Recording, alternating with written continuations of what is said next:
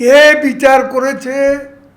আজকে বেনজিরের সাবেক আইজিপি, তার কথা বলা হয়,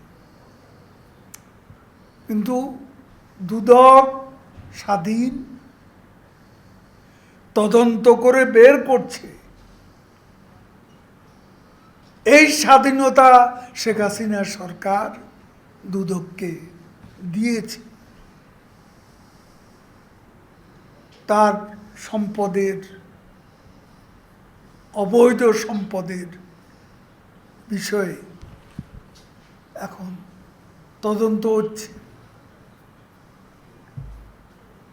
এবং আরো তদন্ত হবে, কথা দুদক সূত্রে জানা গেছে।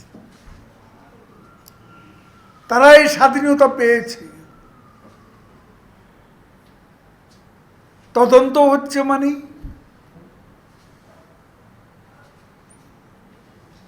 বিচারের মামলা হলে বিচারের মুখোমুখি হতে হবে।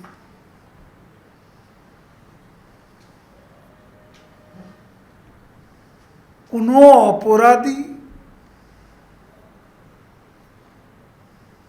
অপরাধী শাস্তি ছাড়া পার পাবে না শেখ হাসিনার উপর।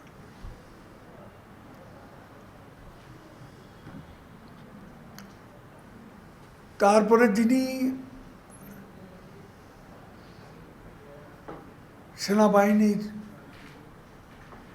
সেনাবাহিনীর প্রধান, তিনিও যদি অপরাধী হন, তার বিরুদ্ধেও তদন্ত করতে দুদকের কোনো বাধা নেই।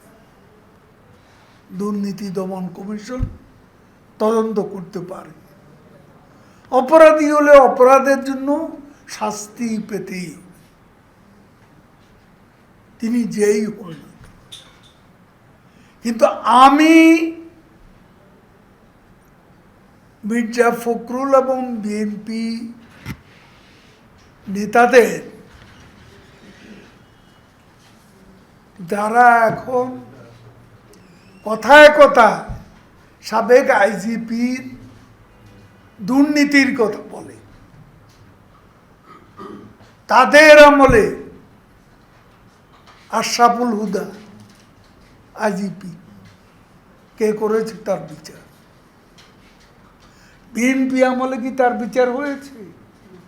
তারপর রকিবুল হুদা চট্টগ্রামে শেখ হাসিনার প্রাণনাশের সঙ্গে জড়িত, এই রকিবুল হুদার বিচার কি হয়েছে? তারপরে কোহিনূর, এসপি কোহিনূরকে তখন বলা হতো ভিআইপি এসপি। এ কোহিনূরের হাতে কত রাজনৈতিক কর্মী নির্যাতিত হয়েছে।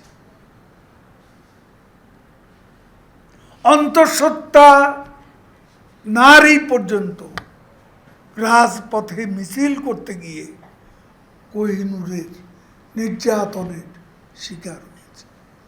এই কোহিনূরের দুর্নীতি নিয়ে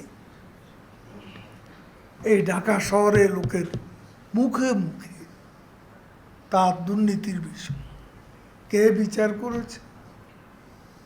এই কোহিনূরের বিচার কি হয়েছে? আশরাফুল হুদা, রকিবুল হুদার বিচার কি হয়েছে? তাদের আমলে তারা যেসব, তাদের যে নেতারা দুর্নীতি করেছে, হাওয়া ভবনের দুর্নীতি, এগুলোর বিচার কি তারা কোনোদিন করবে? তাদের এইসব অপরাধের বিচার কি তারা করেছে? প্রধানমন্ত্রী শেখ হাসিনাই এদেশে ৭৫ পরবর্তীকালের একমাত্র রাজনীতি, ক্ষমতাসীন রাজনীতিক, যিনি অপরাধীকে অপরাধী হিসাবে দেখেন। দলের লোক ক্ষমা নেই যদি অপরাধ অপকর্ম করে থাকে, সেটা তিনি এ পর্যন্ত প্রমাণ করেছেন। বেনজিরের বাড়ি তো টুঙ্গিপাড়ায়, সেই সূত্র তো অনেকে ভাবতে পারে যে ক্ষমা পাবেন। অপরাধীর ক্ষমা নেই, এটা শেখ হাসিনা প্রমাণ করেছেন। ওই যে বুয়েটের আবরার হত্যাকাণ্ডের সঙ্গে যারাই জড়িত তারা তো ছাত্রলীগের কর্মী, রেহাই পেয়েছে। কাউকে কি রেহাই দেওয়া হয়েছে, ছাড় দেওয়া হয়েছে? বিশ্বজিৎ